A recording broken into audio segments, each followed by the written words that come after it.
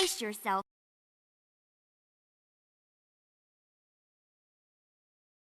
If you told me 5 years ago that The Last Guardian would be releasing in the next decade, I wouldn't have believed you, not even close. The Last Guardian is a game whose pedigree was near unmatched, as creator Fumito Ueda had already solidified both Ico and Shadow of the Colossus as two of the biggest titles of their generation. The Last Guardian, however, suffered from its own development woes, eventually leading to a hiatus that became outright mythic. In a post-Duke Nukem Forever world, The Last Guardian is the first title you think of when it comes to games that would never release. Well, second title. But either way, 2016 marked the point where The Last Guardian could no longer be considered a punchline. Unlike Duke Nukem Forever, The Last Guardian released in a relatively good form after such a long time in development hell. While I've already nailed the game's technical issues enough, I want to talk specifically about its design today. Because despite its history, I believe that The Last Guardian is a very well-designed game, definitely worthy of Ueda's signature. So here's today's thesis. The Last Guardian uses its character Trico for multiple gameplay purposes, consolidating these roles into a unified but versatile single mechanic.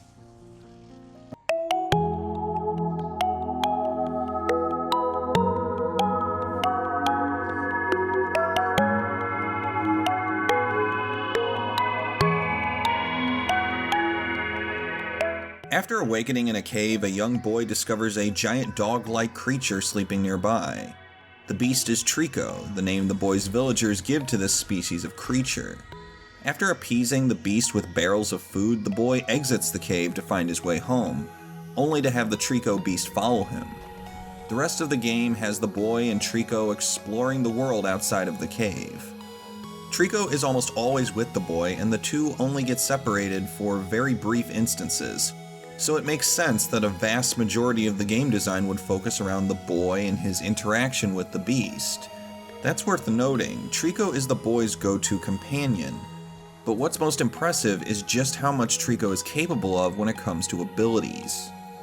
Over the course of the game, Trico is used for 4 major purposes: navigation from one key sequence to the next, navigation within a single sequence as a method of platforming, as a tool for completing various non-platforming puzzles, and for fighting off enemies in combat. I'll look at each of these purposes individually and see how Trico satisfies each one.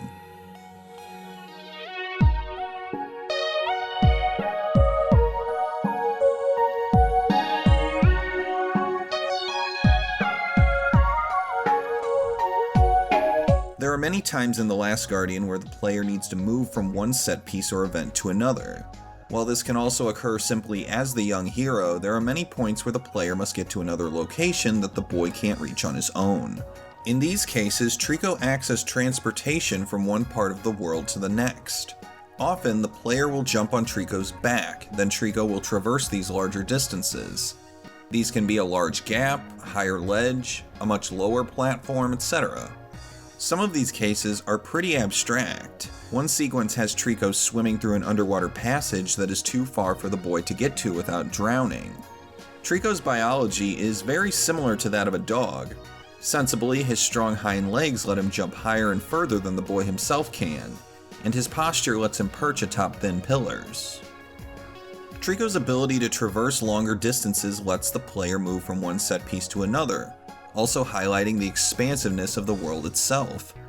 Since many of these transitions are built around the world's architecture and geometry, this gives the different areas a large amount of dimension. This is especially true when it comes to verticality. Trico can leap to higher or lower ledges easily, so rooms can be taller and allow for more upward or downward traversal, even if the boy cannot explore them on his own. Because of Trico, the Last Guardian can play around with level structure, while also compensating for the boy's limited movement and making him feel like a small part of a larger, more intimidating world.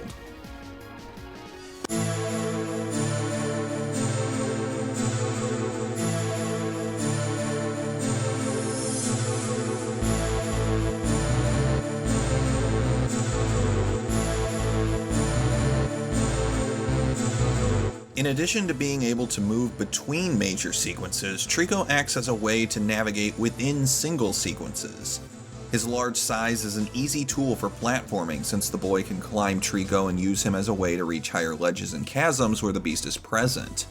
Trico can be used as a platform in multiple positions, whether at a default standing position or leaning up against a pillar on his hind legs. In one sequence, Trico can't fit through a door entirely, but the player uses Trico's head as a platform, even though Trico can't enter the room himself. Trico's role as a platform even works in the water sections, where climbing to higher ledges is near impossible as the boy alone. But Trico doesn't just use his large body as a stepladder.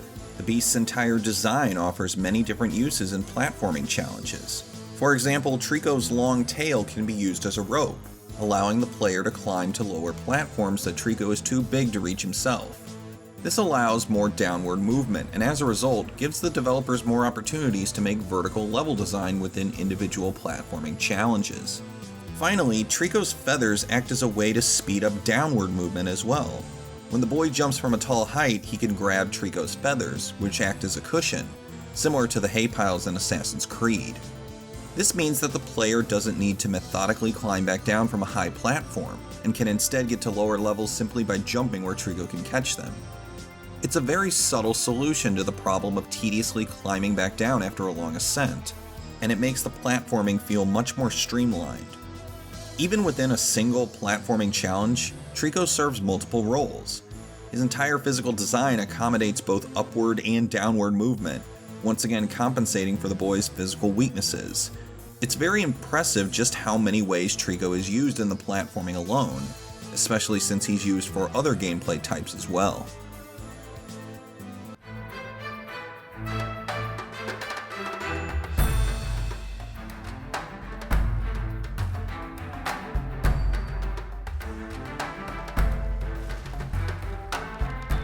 A majority of the challenges in The Last Guardian are platforming challenges, but there are also some more conventional puzzles throughout the game. While not all of them use Trico, a large amount do, as Trico will interact with objects in the environment. For example, one puzzle requires Trico to trigger a switch for a door the boy must pass through. Alone, the boy can't accomplish the task, but Trico acts as a tool to activate the switch so the boy doesn't have to himself. However, Trico's role in these puzzles builds considerably after obtaining the mirror item, which is the only item you find in the game that drastically changes Trico's abilities. Using the mirror, the boy can direct Trico to fire lightning from his tail. Where the boy shines the light is where Trico's attack is directed. Lightning can break wooden barriers and the stained glass eye symbols that Trico can't approach. These obstacles act as mini puzzles of their own, and Trico, in combination with the mirror, acts as the proper tool needed to solve them. These puzzles aren't particularly complex. In fact, they're kind of rudimentary, but they use Trico as more than just a step to climb. Here, Trico acts as a key or tool, and it's up to the player to figure out how Trico can interact with the obstacles to overcome them.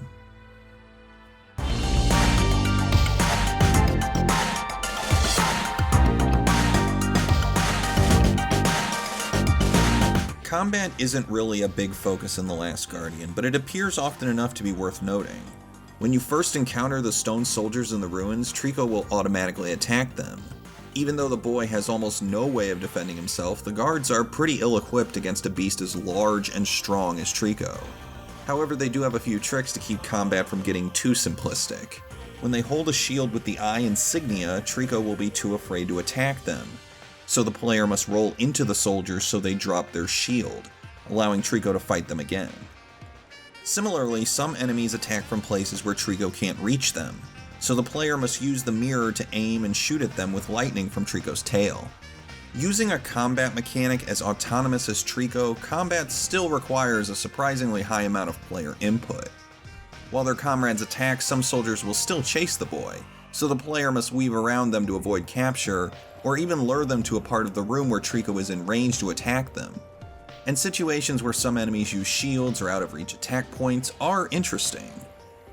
Here, Trico acts as a defense against the enemies of the game, as, once again, the boy is very underpowered and limited on how he can protect himself. So that's 4 major purposes that Trico serves throughout The Last Guardian, each one using Trico's physical and mental characteristics to fill various roles. They're different, but they're all commanded by a single entity. And that's what's so impressive about Trico as a multi-purpose mechanic. He's centralized. Trico is a single character that does so much, but without any assistance from additional items, upgrades, or physical changes. Nearly every one of Trico's abilities is available from the very beginning.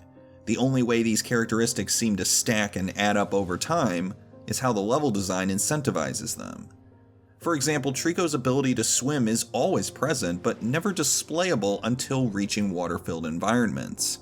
So over time, Trico's abilities become more apparent, and as the level design introduces new challenges, Trico's skills and purposes are revealed. But the level design doesn't always guide this. Sometimes these abilities can be used whenever they're shown to be convenient for the player. You can use Trico as a soft cushion when falling off of a tall platform as early as the first hour of the game, but it's only when you're tenuously walking across giant steel mobiles that you realize how Trico can be used for this purpose. Nothing is keeping you from using Trico as a soft landing earlier, but the level design is presented in a way where this purpose is totally obvious. The only moment where Trico gains an ability from some outside source is the lightning from the mirror, which is introduced at one point in the game for a period of time. This is a crucial item, but it's the only situation where this scenario happens throughout the entire game. All other abilities of Trico are not only native to Trico's design, but they're always available in a single entity. Ueda and his team pulled a creative trick with Trico. His abilities are static, but they don't seem that way. The level design acts as an introduction to all of Trico's abilities, and by the end of the game, you realize that Trico has completed so many different tasks while changing almost nothing about its character or design. These techniques are almost never given, they're revealed.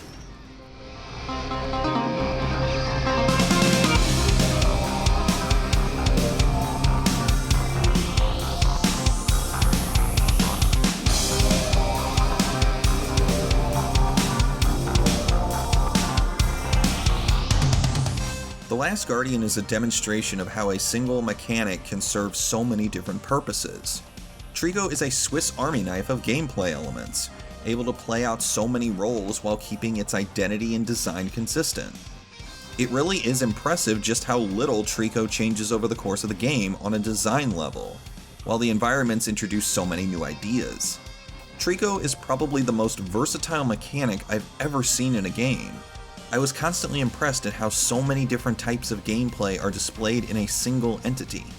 Everything from Trico's design to his behavior is meant to fulfill a purpose, but these purposes aren't segmented into extraneous items or upgrades. Trico is the unification of many different gameplay styles into a single centralized form, one completely undivided.